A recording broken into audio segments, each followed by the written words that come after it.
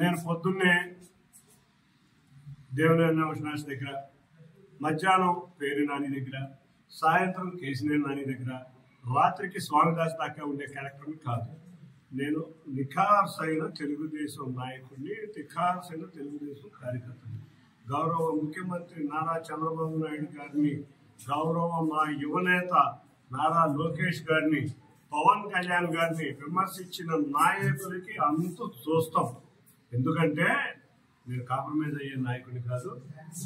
నేను విజయవాడ ఉత్సవం చేశాను అంటే నేను ఎంత భారీ నష్టంతో విజయవాడ ఉత్సవం చేశానో మీ అందరికీ తెలుసు. నా జేబులో డబ్బులు పోతాయని దానికే ఉంటాను, కానీ నేను 4 సంవత్సరాల నుంచి తిరువూరులో సేవా కార్యక్రమాలు చేసుకుంటా. నేను ఎన్నో కోట్లు ఖర్చు పెట్టిన వ్యక్తిని నేను.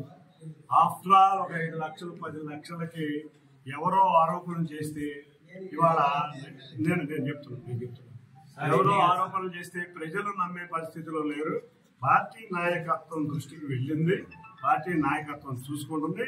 అంతేకాకుండా ఒకటే చెప్తాను, నేను ఏ రోజు చంద్రబాబు విమర్శించిన నేను ఏ రోజు రంగులు మార్చరా. 12 నెలలు దేవుడుగా ఉన్నవాడు దయ్యం అయ్యాడు అంటే దానికి సమాధానం ఆయనే చెప్పాలని కోరుకుంటున్నా.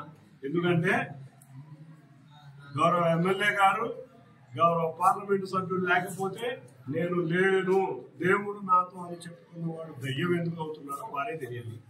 కాబట్టి అటువంటి విమర్శలు ఏమన్నా వస్తే వారి సమాధానం చెప్పాలి, కానీ గౌరవ ఎమ్మెల్యే గారు నేను కాదు. నాను ఏంటో విజయవాడ పార్లమెంట్ ప్రజలకి తెలుసు, విజయవాడ పార్లమెంట్ లో తెలుగుదేశం నాయకులకి తెలుసు. కాబట్టి నిన్న నన్ను అన్నకాడి నుంచి ప్రకంపనలు మరి మా కార్యకర్తల నాయకులు చూపిస్తున్నారు.